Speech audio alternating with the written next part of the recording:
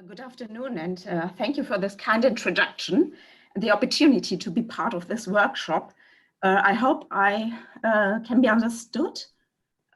Very well. Thank you. Okay, perfect. I would like to talk to you about infection control and surveillance, not only on COVID-19 and SARS-CoV-2, but I will tell you later on. If I have been invited last year, most of you would have asked themselves, why such a boring issue within this very interesting workshop? Fortunately or unfortunately, that may be not the challenge nowadays. My objective today is to convince at least some of you that the topic infection control and surveillance in general is neither boring nor trivial. And before we can start, I want to draw your attention to my conflicts of interests, but they are somehow boring. My presentation is divided into 4 parts.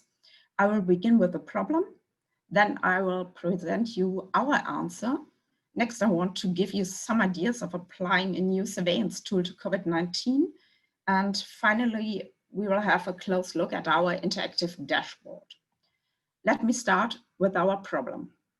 Early and complete detection of outbreaks due to classical bacterial pathogens, often so-called hospital bugs.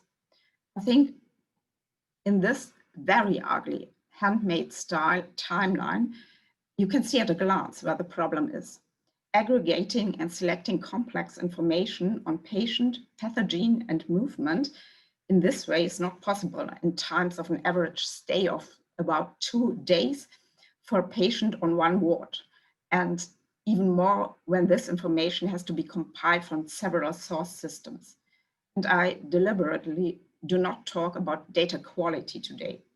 As a consequence, such a procedure is error-prone, not efficient, and too slow at all. Let's leave the surveillance in a hospital and turn on to the national level. There was a general obligation to report outbreaks, and so for the year 2018, 99 outbreaks were reported to the Robert Koch Institute. Well, what do you think? We could sit back and think that we are quite that good, but if you calculate it in a more plastically way, and I like this, that means 1 outbreak for every hospital every 20 years. Let me ask you virtually, who remembers an outbreak? Where the problem is, of course, underreporting, and we thought that a smart solution helping at least with some of these problems is urgently needed. Where does this take us? We think to SmICS, the Smart Infection Control System. Our goal is to detect incipient outbreaks early and completely in order to intervene quickly and to stop outbreaks quickly. And whenever you're looking at a solution for a problem, it seems to be wise to find out if there are any workable solutions for similar problems. This brought me to the goats. And for goats, movement patterns, when they are mapped, should provide a clear seismograph for earthquakes. But bacteria clearly have too little mass to call this a viable idea for our problem. And we also, I think we all agree that the implantation of a microchip under the skin, like TWI, did not seem for us to be a really suitable and desirable solution for every day in our patients. In other words, we had to think about this by ourselves. And our hypothesis was that medical informatics can improve pathogen and infection surveillance in a way that transmissions, rare constellations, clusters can be identified more early, more sensitively, more stably, and more precisely. And of course, this will change our doing, our processes. And we all agreed that we would like to change the first step from a person-related step and a person-assisted search to automation and use the infection control expertise for identification.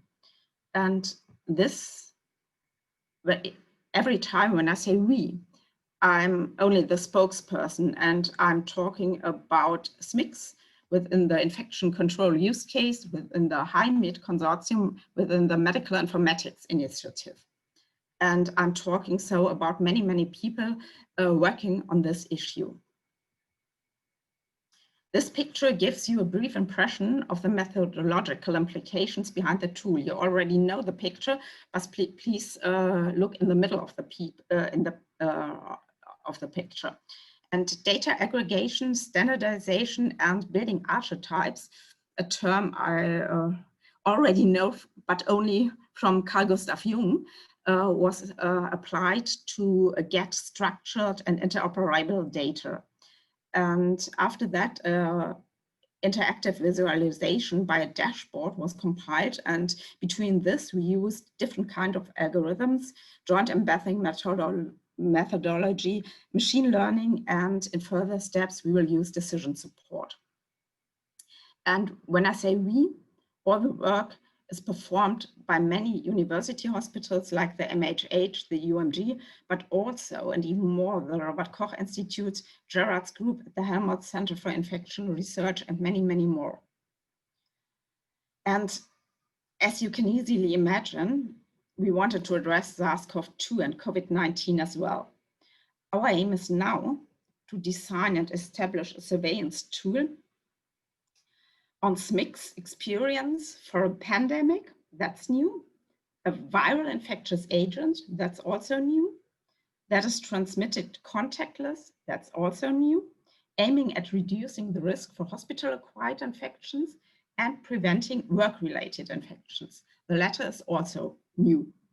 So our goals are bundling information now from even more sources and not only within hospitals, pointing out complex relationships in order to save resources, increase patient safety.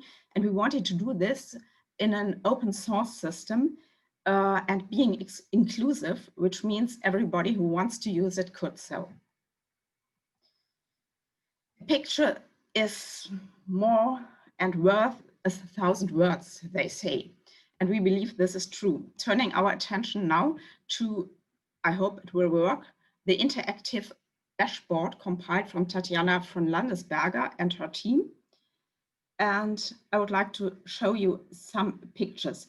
Our system combines microbiological findings from different laboratory information systems in order to see transmission routes.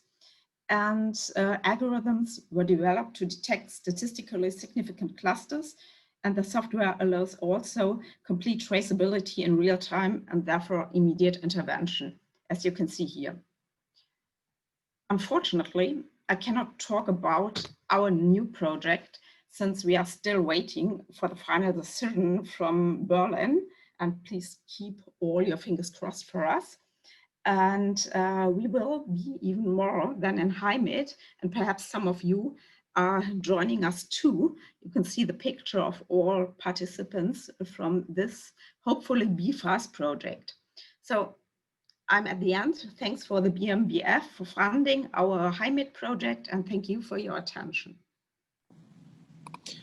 Thank you very much, Professor Scheithauer. That was very interesting for me. I'm not knowledgeable in this field, and very cool to see that you use these new technologies to protect essentially a very vulnerable area, and that is where the patients are being taken care of. So according to the audience, are there any questions that you'd like to raise to Professor Scheithauer? While this is tickling in, I would like to start with the first question. So how difficult is it to roll out such a system which may now be evolved and developed at your center nationwide into the different hospitals? Yes. It's easy and it's complex. Sorry, I have to answer in this way. First of all, we compiled the system that it should be designed for rollout purposes. And there are already 8 university hospitals participating in this system.